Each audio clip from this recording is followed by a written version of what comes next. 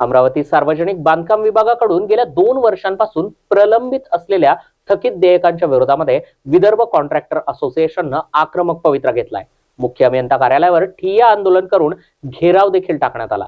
अमरावती प्रादेशिक विभागीय कंत्राटदारांचं तब्बल 2594 कोटी तर संपूर्ण महाराष्ट्रात 27,000 कोटींची बिलं अडकून पडलेली आहेत। गेल्या अनेक महिन्यांपासून संबंधित यंत्रणेकडे पाठपुरावा करून देखील कोणतीही ठोस कारवाई झालेली नाही। त्यामुळे असोसिएशनच्या सदस्यांनी सरकारच्या विरोधात जोरदार घोषणाबाजी करत आपला रोष व्यक्त केलाय। यावेळी आंदोलकांनी अनोख्या पद्धतीनं भजन कीर्तन करत सरकारच्या भूमिकेचा निषेध नोंदवला। हे आंदोलन शांततामय पद्धतीनं पार पाडलं गेलं असलं तरी देखील भविष्यात अधिक तीव्ररित्या हे आंदोलन छेडण्याचा इशारा यावेळी देण्यात आलाय। अनेक कंत्राटदार आर्थिकदृष्ट्या संकटात सापडले असून अनेकांचे प्रकल्प देखील रखडलेले आहेत। त्यामुळे सरकारनं त्वरित निर्णय घेऊन न भरलेली बिलं मंजूर करावीत, अन्यथा आंदोलन अधिक तीव्र करण्यात येईल असा इशारा विदर्भ कॉन्ट्रॅक्टर असोसिएशननं दिला आहे।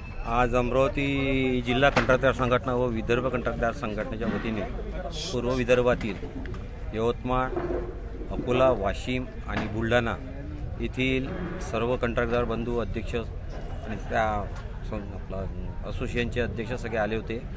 आमची प्रमुख मागणी आहे की आमचे 1 ते 1.5 वर्षापासून थकीत देयके म्हणजे अमरावती महसूल विभागात 2554 कोटी रुपयाचे थकीत आतापर्यंतचे आपल्या 5 जिल्ह्याचे थकीत देयके शासनाकडे आमचे पडून आहे।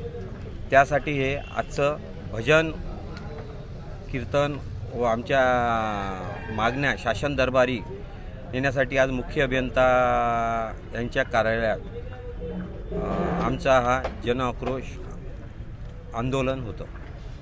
नेमक्या मागण्या पूर्ण नाही झाल्या, तुमचं तर पुढचं पाऊल याच्यानंतरचं काम 24 तारखेला आम्ही अमरावती जिल्हाधिकारी म्हणजे पूर्ण 5 जिल्ह्याचे कलेक्टरांना म्हणजे महाराष्ट्रात आंदोलन चालू आहे, सगळ्या कलेक्टरांना आम्ही निवेदन देणार आहे। त्याच्यानंतर 1 मार्च 2025 पासून पूर्ण महाराष्ट्रात कामं बंद करणार आहे आम्ही। व येत्या अधिवेशन काळामध्ये मार्चमधल्या आम्ही हुतात्मा चौकापासून आमचा जन आक्रोश आंदोलन मोर्चा काढणार आहे।